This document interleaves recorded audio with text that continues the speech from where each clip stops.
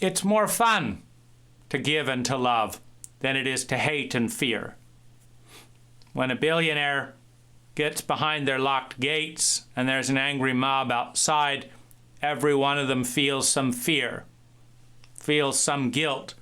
Every one of them builds an emotional wall not to care and spends more money on physical security. It's more fun to give and support than it is to hate and to isolate. To hate oneself, the field, the individuals, or your cult is to exclude individuals from access to the resources they need to realize these goals efficiently without violence. And that's the key. Everyone can realize these goals because the majority always holds the power. But can they do so efficiently? Do the wealthy pass so many arcane bills and lobbyists, and do the city councils protect, these little micro special interests to such an extent that you get worn down trying to follow the protocol of the cult to a point where you have to destroy the cult and build something up from the ground up that's a little bit more sane, a little bit more intelligent. We have to understand competency. If love becomes competency before it becomes more love, we have to understand competency. Competency, the correlation between statistical protocol and results, and taking the actions most capable of leading to sustainable success at goals that correlate to well-being, equals more fun. So what are we saying? We're saying that in order to love, you have to be competent. That if you love rather than hate, you're participating in a cult protocol that is mathematically based to create more well-being sustainably per unit of energy invested than it is destroying. And in order to do that, we have to be competent. And that competence is empathic perception. So if you're competent, for example, and you are Louis Pasteur, we have the term pasteurized milk because Louis Pasteur developed part of germ therapy or theory. Now, our good chauvinistic scientists of the day knew without a doubt that if you couldn't see it, it wasn't real.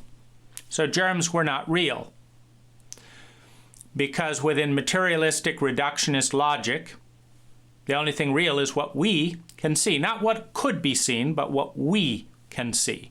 Because we are the center of the universe. The Catholic Church says that the earth is the center of the universe and that everything goes around the earth, and that any evidence to the contrary makes you a heretic and you should be killed for telling the truth.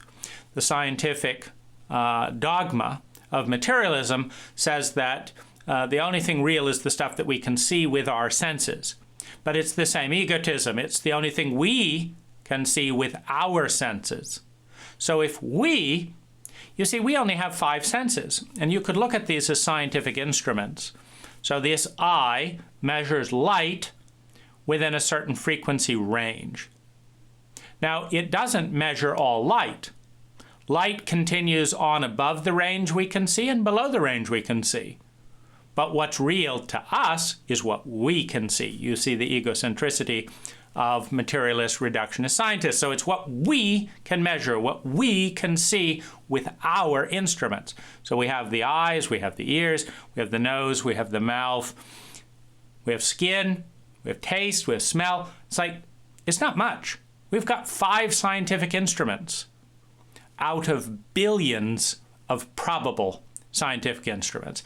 And then we've expanded them. We've developed, radio wave meters to see what would otherwise seem like miracles. We keep expanding our instrumentation to allow us to see more. And anything that we can see through our instruments, we say is real, and the rest is all hooey. And so we have, we're suffering from a new wave of egotism. because it is a mathematical certainty that there are things that can be seen that no human will ever see. That is absolutely certain. It is a mathematical certainty that things will be heard that no human being will ever hear.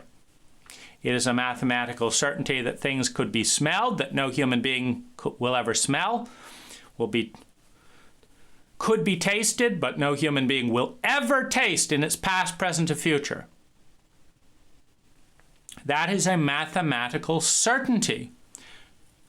So that's just on the dimensions that we're actually measuring.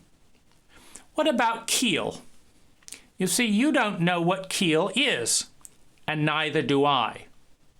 It is a pattern of energy on a level that has not been named.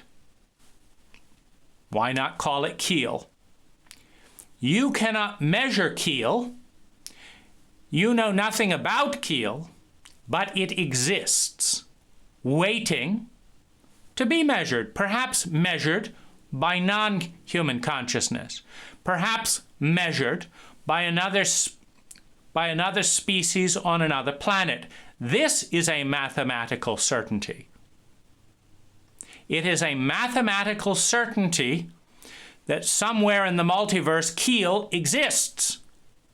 That among all the many things that we have not measured and don't know about and will never know that we don't know about them, remember 99% of all information is unknown, includes in some probable world, in some space-time, something called Keel that no human being will ever know about, let alone measure. And it exists with the same reality as this finger, just as there are consciousnesses as mathematical certainties in other time-space continuums, in other universes, that will never see a finger because they don't have eyes.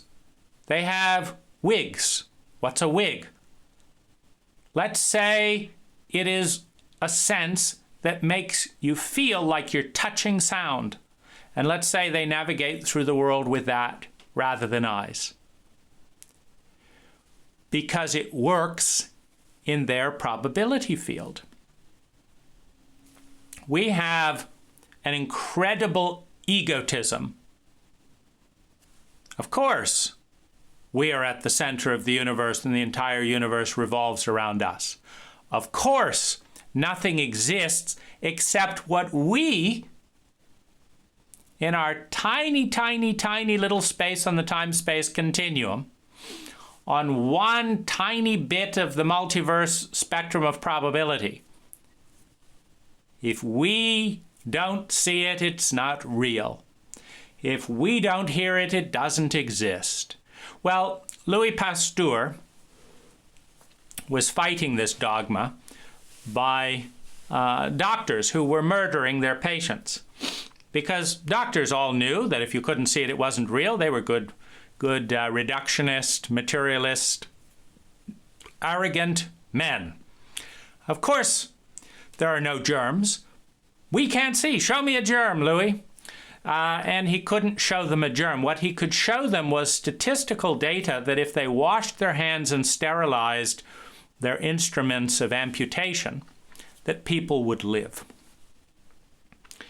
Well, they weren't interested in that data because it didn't fit the paradigm, the egotistical paradigm that said, if I can't see it with my scientific instruments, no one can see it with any scientific instrument. Go to hell, Louis Pasteur. We're going to continue to murder our clients. And so they did, by the thousands. And then the microscope came along. The microscope came along and measured something that had never been measured before. Smaller objects than the eye could see. And suddenly, they could see the germs that Louis Pasteur had hypothesized with the data, which that you kill fewer people if you wash your hands and sterilize your instruments. And only then did the entire medical community shift to sterilization, because What was invisible was now visible through a new technology. We are in the same state today. I have never received an email, a census, a vote in my entire life asking me what causes me pain, asking me where I experience the corruption of government, asking me what my parents could have known in order not to institutionalize a level of pathological abuse towards me and my five siblings. That has reduced the amount of well-being and increased the amount of suffering for decades by more than 60% out of sheer ignorance, incompetence, traumatic illiteracy, intergenerational abuse patterns, etc. I have never received the microscope to measure the wound. We are willfully blind in a paradigm that says we don't want to know. Get the hell out of here, Louis Pasteur. We'll keep murdering our clients. Thank you very much. When you don't want to know, it's of course very hard to gather data to the contrary because you don't do any studies. The Adverse Childhood Experience Study in the United States was done with great skepticism, and its results were amazing. And we have not responded to the data because it's politically incorrect to challenge parents to be more competent. Because who's going to tell them if not the government? And the government's depending on them for votes. And what abusive parent in an abuse protocol of intergenerational shame, sexual abuse, etc., is going to vote for the government that brings the shadow face of the abusive parent to their attention? If you want to be elected, you have to sugarcoat things. We're fabulous. We're the greatest country on earth. We're doing wonderfully. Everyone's so happy. We're all cutting down trees faster than we've ever done before. Vote for me. The status quo will be maintained until, of course, the pain gets too high and we start breaking with the tradition, breaking with the dogma that keeps leading us down a dark path. This is a mathematical certainty. Over time, to the degree that we survive and thrive,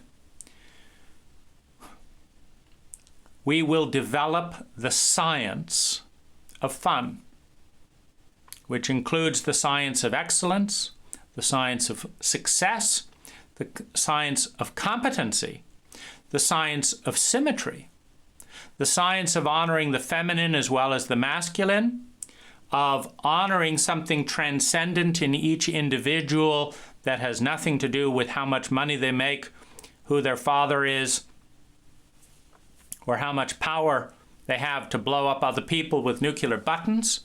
That has to do with their innate human value. And we have to do this in groups of 100 people. That can grow to 150, but we have to do this in groups of 100 people to learn the art, the science of loving competency and mastery. Love equals competency equals well-being. Well-being equals the fulfillment of our human needs. Fun is at the center. There are an infinite number of resources, an infinite number of ideas, an infinite numbers of beliefs, an infinite number of paradigms, an infinite number of cultures or cults, an infinite number of ways of doing things. But the underlying undertaking of each one of us is to ensure that we meet our own human needs in a pattern that simultaneously allows other people to meet their human needs, and to do so more and more efficiently with a skeptical eye at the cult, understanding that there are about 600 cults on the planet today that are active in the form of active languages and ideas. There's about 600 cults on the planet today, and they're dying because they don't work. because cults tend towards dogma, and science tends towards change. The science of the heart will lead to a revolution of every aspect of our cult. If the cult's primary service is to help us feel illusionarily safe by assuring us that what happened yesterday will happen again today and will happen again tomorrow, so you can relax, not think, and keep in your routine, even as we head slowly over a cliff, with willful blindness, avoiding the key metrics we need to be measuring: childhood trauma, environmental sustainability, cultural intelligence. These are the three metrics: childhood trauma, environmental sustainability, and cultural intelligence. If we understand that intelligence can be measured by the efficiency by which energy is transformed into human well-being, then cultural intelligence involves dissecting every part of the cult, its education system, its prison system. Do we need a prison system? Well, in our cult we do, because we break people into good people and bad people. We have a paradigm of fear and pain, which is the only paradigm that works with people in a sociopathic state. If people are in a sociopathic state because you've caused them a lot of pain before, then threatening to cause them even more pain is a deterrent. If people are in an empathic state, they don't want to cause pain to begin with, and it's just a matter of, is your cult competent to educate people on protocols that lead to mutual wealth, mutual well-being? There are many protocols that do this, but if you have an either-or paradigm where for me to have more, you have to have less, you will create pain and divisiveness. If you create pain and divisiveness, there will be violence. You create violence, then you have to decide who's the good guy and the bad guy. The person who created the pain that is bringing this about, the billionaire that wouldn't participate in the community, are they the bad guy? Or is the bad guy the community person who's trying to survive in a sociopathic cult? Well, in a sociopathic cult, the billionaire has more political power, and so the poorest person will be demonized and will go to prison. And other poor people will pay more taxes than the rich person to pay for their own people to be in prison. And this can only go on as long as there's ignorance and fear in a traumatic contract of abuse where you don't fight the big one because, as Donald Trump wrote in his book, The Art of the Deal, anyone that hurts me in any way, I hurt them 5 times more. And so that way people are scared of hurting me. And so that's how you survive in a sociopathic cult, is you threaten everyone with more and more fear. And your goal is always for more power and more rank, etc., so that you can frighten other people, because at core, your understanding from your childhood experiences is that you as a human being do not matter, that only money, only power, etc. matters. So when things can be organized in multiple different ways, the question is, how do you organize energy?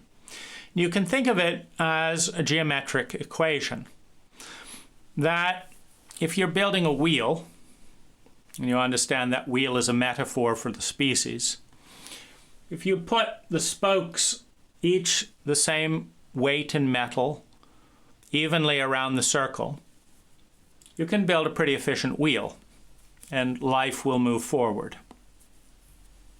You can also stop the wheel with taboos. If you say that this feeling cannot be felt, hatred is bad, so nobody gets to say hatred. Well, then you also have to block consciousness. Well, I shouldn't be feeling hatred either, so you try and block consciousness. Well, the wheel turns, and as the wheel turns, it takes us through the entire terrain of the psyche, the entire terrain of the outer environment. If something is taboo, you've got to block, you've got to put the brakes on before that comes to consciousness, before that gets public knowledge. And so in a taboo cult, in a shame cult, in an abuse cult, where people are divided into good and bad, knowledge is divided into stuff that has to be kept secret from the public and all that, good and bad, good and bad, good and bad. Well, there's all these cycles that start turning, and you get to the point where a truth is ready to come to light, where data presents itself, you put on the brakes. You put on the brakes that we can't talk about incest in our cult. We put on the brakes that we can't talk about the cruelty of valuing capital more than the human beings who make it. We put on the brakes in examining whether shareholder value is valuable enough to be worth destroying huge regions of the country and rupturing families. If it's really that noble for shareholders to get richer, that we have to legally protect their right to destroy whole regions, whole countries in the process. Well, is that mathematically sound when we look at the ultimate definition of intelligence, the efficiency with which well-being is generated? Well, we know from Sonia Lyubomirsky's work that having more money after basic needs are met only attributes about 10% more well-being. But that going from survival and insecure, not sure if you'll survive and not knowing if you're secure, to that point where you are secure in your survival, this can be 80% of happiness. So we understand that there's a higher yield, that if we look at the species transcendently, if I can help another person go from not surviving and not being secure in their survival to survival and security in a poor country, that I've contributed more to the field of human well-being than if I buy a second Mercedes. The second Mercedes is going to attribute maybe 10% to my well-being until hedonic adaptation kicks in and I stop noticing that it's any different than my Volkswagen. But hedonic adaptation will not kick in for someone who I help going from survival to security. That's a life-changing deal that leads to gratitude, that leads to trust, that leads to a framework of ennoblement for the species, that delivers a human being to the species probability field, that wants to make the species great because someone, for no other reason than the dream of something beautiful, than the understanding of the math of symmetry, the math that says when we crush and break one part of the wheel, the whole wheel stops and motion stops. The math that says we either invest in human beings or we have to invest in walls that separate human beings out of the delusion of scarcity and poverty. The delusion that there is not enough when a single atom contains more energy than we know what to do with. How is it when 50% of our food is wasted, when we pay money to farm and plow food under? How is it that there is not enough to help every human being migrate scientifically using app technology and intelligence to track the basic human needs of every single person on this planet, and voluntarily, with no coercion other than transparency. Some people in a sociopathic state will be cruel and unkind unless people are watching. Well, let them watch. That's part of the transition from a sociopathic, self-centered state to a transcendent state. We need to participate in groups of 75 to 100 people at a time in little bubbles that are documented scientifically. This is how much electricity this bubble uses. This is how much plastic and waste this bubble generates. This is how happy this bubble is. This is how much incest there is in this bubble. Everyone has a voice, and we compete with the dominant cults around. This is a science worth studying. It is the obvious direction of fun, and it is necessary for love to be real. You have to move through competency, which means embracing data, which means applying and developing human technology. We are 30% feeling, we are 30% sensation, and we are 30% the thoughts and meanings we give to that feeling and sensation. This is the human experience. If we really want to be egocentric and say that the only thing real is a thing that these scientific instruments can see at this moment in time space, then let's be real and honor the feminine inside each one of us. That when millions of people are in so much pain they're contemplating suicide, it is not scientific. It is profoundly idiotic to pretend that that's not real, even if you believe in bits of paper becoming more paper. The more people who kill themselves, the more people who are malnourished, the less competent human beings there are to turn little bits of paper into bits of paper. Now, there are many more compelling visions than maximize the reproduction of bits of paper, or maximize the growth of a religious cult or a national cult.